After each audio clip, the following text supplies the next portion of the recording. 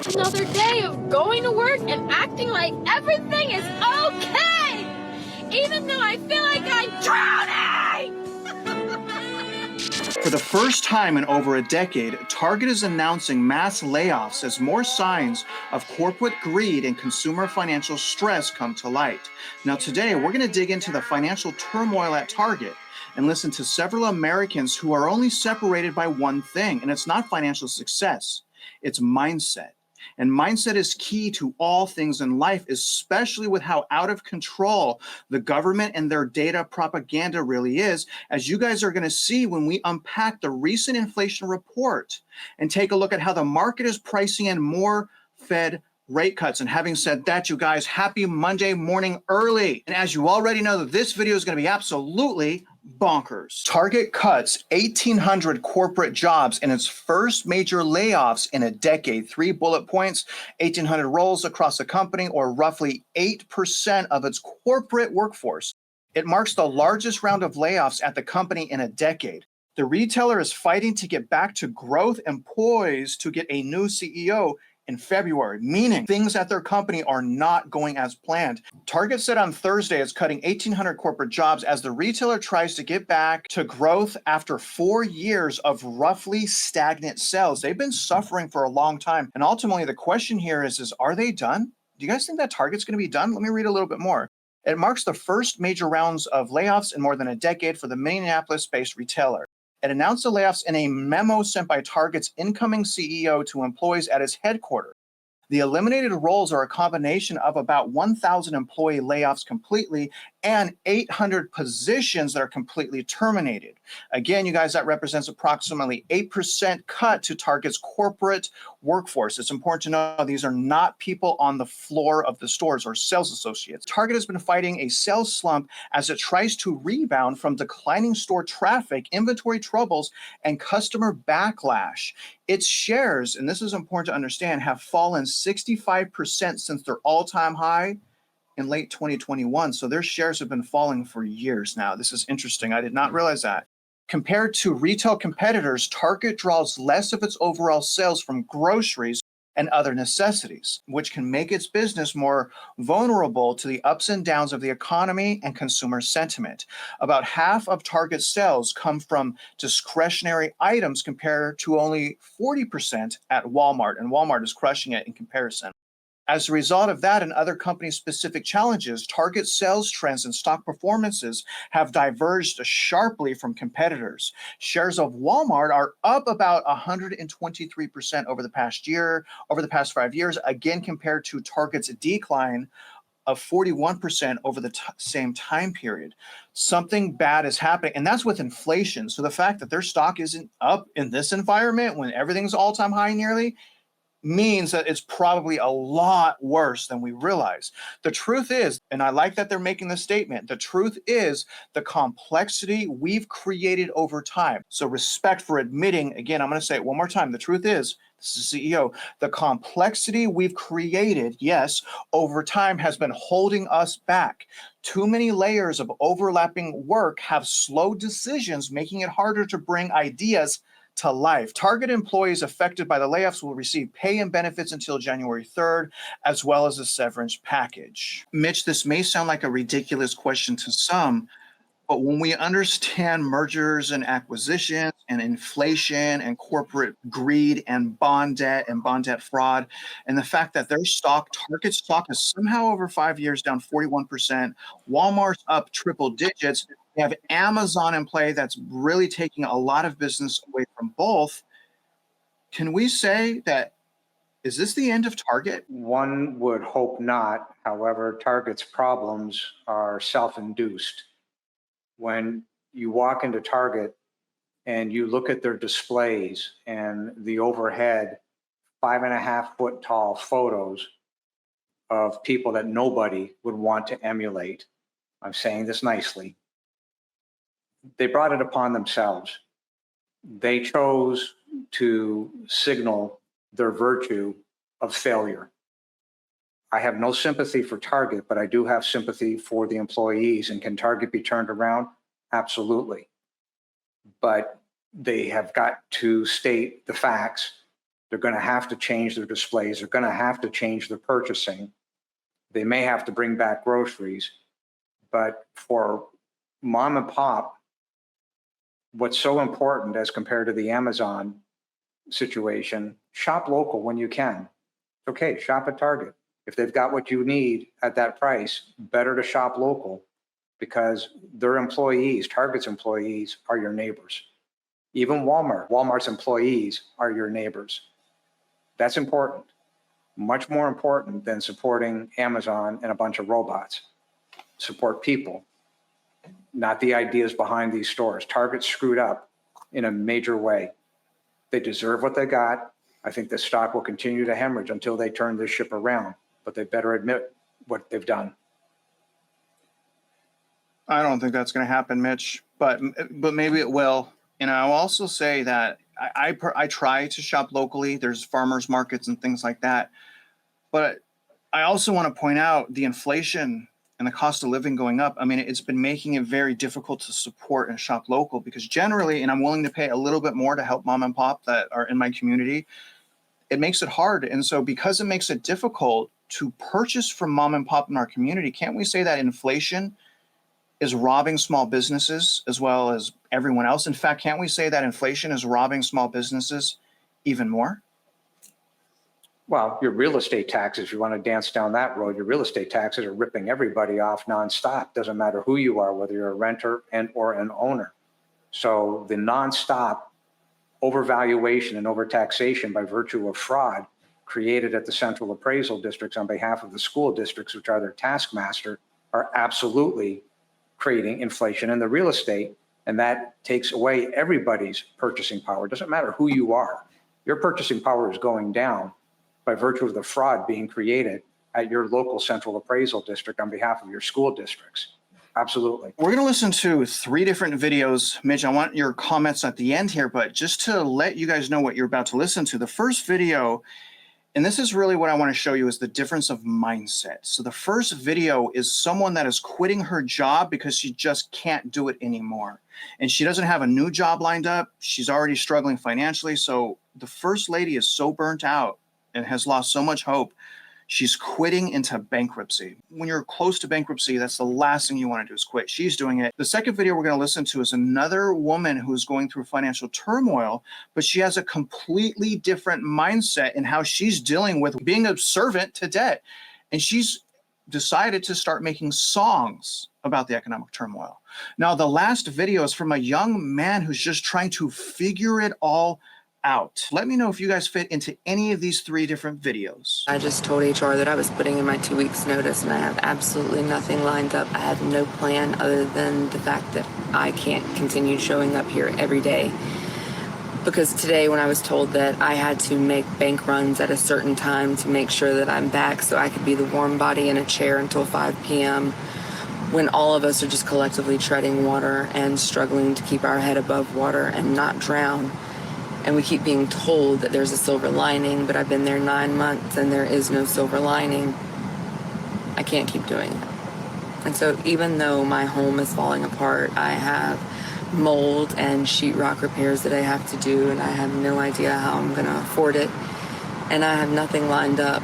I know that I can't keep clocking in, and I can't keep being micromanaged down to the minute, knowing how much work I'm doing and that we're doing the work of multiple people. And we're struggling to do it. I don't feel valued. I don't feel appreciated. And even though I'm terrified, I know that it's what I have to do. Use my money towards another bill. Oh, I only had it for a day. I get paid and it's like, yay! Then it quickly goes away. Then I'm back to nothing and I'm overdrawn. Bonjour, good day. How is your bank account? Bonjour, good day. Oh, it's not good. I was so right. So a few months ago, I was like signaling how it's a little suspicious that there's so many stock buybacks, so many rich people selling stocks off, and then gold being at like an all-time high in terms of price. Not only that, but the cryptocurrency being at all-time highs. And then a few months later, like it went down, and then there were people in my comment section being like, yeah, you were wrong. Like, no, that's not happening. and now look at where we're at. It's worse than we were a few months ago. So yeah, we are in for some very, very, very, very hard times. We are looking at levels of economic collapse that we haven't seen since 2008. So buckle up, people. We're all in this together. I 100% agree with him. We are all in this together, and it's really important to help our people. In fact, it's absolutely vital that we help each other. But let's not joke around. You know, he was an adult during the global financial crisis. He was not an adult. Maybe I'm wrong. Maybe I'm just aging horribly. But regardless, he's still trying, and that means something. And Mitch, can you break that down, the 3 videos we just saw, and can you talk about how important mindset is? All 3 of those people were struggling. One had a smile. One quit her job because she could no longer stomach it. On behalf of people with sensitive hearing, I apologize for that second video. Other than that, with regard to the third video, 0 interest rates. If everybody literally had 0 interest rates right now today, it wouldn't be able to offset the compound cumulative effect of the interest on the school district loans, the outstanding fraudulent school district bonds. None of this is going to help. You could literally drop the interest rates to 0. It doesn't do anything on the debts that exist today. It would help if you're going to buy something today and moving forward. That's great. It does nothing to eliminate the debt. And therein lies the problem. The press hasn't even picked up on that statement. They wouldn't even understand it. But that is what is causing these people, a lot of people, to say, why am I working when I can't get ahead? I don't have any money in my pocket. I can't pay my food, my rent, my mortgage, the car payment, the combination of these things, property insurance. You live in Florida, there's people that are going without insurance. Health insurance within the next 2 weeks may be in extreme jeopardy because in certain areas it's going up 4x. They can't pay it. The money isn't there. So even if you said, okay, we have these personal school loans. Even if somebody said, well, okay, fine, we'll have a tax forgiveness. In other words, we're going to get rid of these debts. But that's not good enough because when a debt is given off or forgiven, do you realize that you have to pay tax to the IRS? Well, if you don't have the money to put food on the table, then how are you going to get the money to pay for the tax to the IRS when your school loan was forgiven?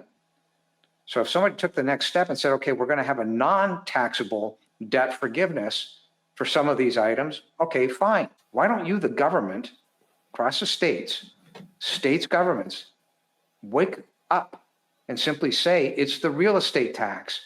Why? Because it's the real estate tax that is stealing 9% of the average effective gross income from every household in the United States. There's your bogey. We're handing it to you on a silver platter. So these problems that Travis is showing on these videos are very true.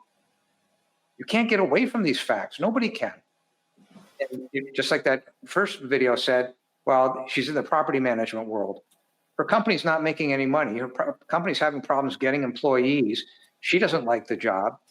More than likely, the management company owners don't like the job because it's difficult. It's stressful. Think of all the tenants that they've got that can't pay the tax, the real estate tax. How many of their tenants are going bankrupt? It's stressful. Yeah. Again, this is the fault of your state's governments. We're handing this problem to them on a silver platter to fix. We have the math, we have the evidence, we've got everything all the way into the Supreme Court. The problem is political, which is why mom and pop across the United States, you've got to get involved in this. And Mitch, that's why one of the reasons why mindset is so key. The first person was paralyzed in being a victim, and she is a victim. I'm not taking that away. It's super sad, and I'm not making fun of her, and it makes me, I lose sleep over this stuff. But she was paralyzed in it, and that's what we don't want. Meanwhile, the second video, she's going through financial turmoil as well, but she chose to sing about it, and I'll make sure that the audio is good, but she chose to sing about it. And likewise, that young man at the end, I feel like once we have a mechanism in place, an advocacy, something for people to join that want to make a difference, I feel like it's going to help. And to the point of how important mindset is, unfortunately, a lot of these people are stuck in a situation to where the only way that their mindset, and this is sad, will improve is if the government does intervene. if the government does change things, gives them food, money for food and all of these types of things, it's a really, really bad situation. And all of that to me tells me as a society and a community, it's even more important now than ever to have a great mindset. And part of everyone's mindset should have at least some mechanism of hope and at least an ability to spread hope to others. Now, you're not going to be able to spread hope to everyone, but at least to some people. And that's especially needed because as you're about to see, the government is robbing us and they no longer care. Remember what inflation is. It's debasing the money. It's stealing our purchasing power. So remember, the goal was supposed to be 2% the entire time, 2%, 2%. They never hit that. Now it's at 3% and they still don't care. They've simply stopped caring completely. Inflation rate hit 3% in September, lower than expected. Lower than expected by who? Mom and pop? I don't think so, because this means that the cost of living is going to go up and our purchasing power is going to go down. Long-awaited CPI report shows. So the market rallies. The market rallies on this news because I think the market realized that, hey, the government doesn't care about us citizens. They care about us, the market, and us, the bankers. The consumer price index showed a 0.3% increase on the month, putting the annual inflation rate at 3%. Both lower than expected, but not to me. It wasn't lower than expected to me. I expect the government to stop robbing its people and to hold those who are robbing us accountable. So it is not meeting my expectations. Excluding food and energy, core CPI showed 0.2% monthly gain, also at 3%. And they're making a point to make sure you and I know that. They're saying it's less than forecasted. The Bureau of Labor Statistics released the data specifically because the Social Security Administration uses it as a benchmark for the cost of living adjustments in the benefit checks. Otherwise, the federal government has suspended all data compilation during the shutdown. Here's U.S. Consumer Price Index. So this is a CPI. Let me scroll down so you guys can see it. This is going back to 2021. You can kind of see that there. Okay, you see we're at 3%. And again, we go all the way back to about February of this year when it was 3.1%, 3% in January. I mean, and look at the trajectory. This has been going up. Inflation's been going up since about April of this year.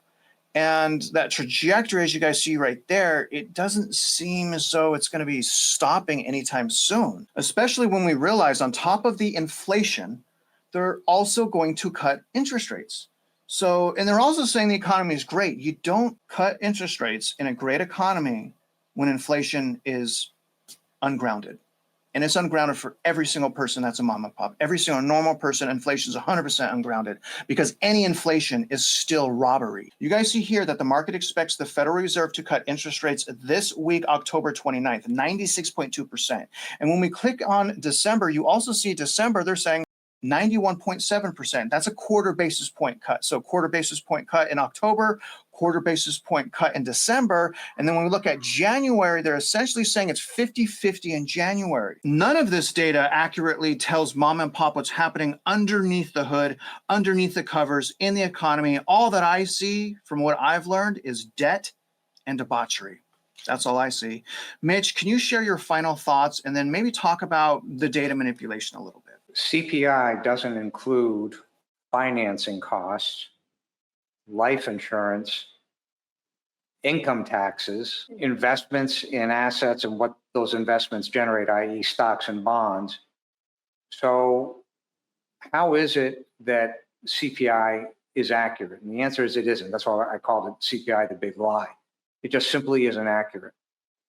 And if you have money in a bank and your money is earning, say, 4.25%, well, if inflation is running at 5.75%, 7.25%, you pick the number, anything you want, you're losing 300 basis points before you even wake up in the morning. That's the purchasing power of your dollar fluttering out the window. And that's the problem when the government wants to paint a picture that's not based in reality. Reality are these videos that we're showing you where people are suffering. You're living reality when you go to the grocery store and you realize that your pineapple just went up $3 in a week. We have problems with eggs. Okay, eggs prices are down. But the point of the matter is those people that bought those eggs at that point in time obviously couldn't afford them. There's all sorts, there's hundreds of examples like this. That's the truth. And the truth of what's happening at the real estate tax side of things, that is what you face. You're spending money every day. And the truth is that the people that have created this don't give a about you. You're their asset. They expect you to pay and you to be happy and you to use your house as their collateral for the fraud and financial crimes that they've committed against society. That's what's happening. That is where we are. It's not okay. We're asking mom and pop to get involved across the United States. People are absolutely forming groups. And Travis was right when he said, you're not alone. There's a group in Ohio that just came through yesterday. They've got over 100,000 signatures at the moment. And there's another group in Ohio that I mentioned several months ago that's highly active. These groups are everywhere. So even in your own neighborhood, you're not alone. You find 4 or 5 people. Well, that's 4 or 5 people that can join up and file lawsuits against your central appraisal district and against the chief appraisers. There's no doubt these chief appraisers are committing crimes. They're hiding behind sovereign immunity. Doesn't mean that the crimes aren't being committed. That's what the logjam is that we're going to end up breaking down. We're going to get rid of this sovereign immunity.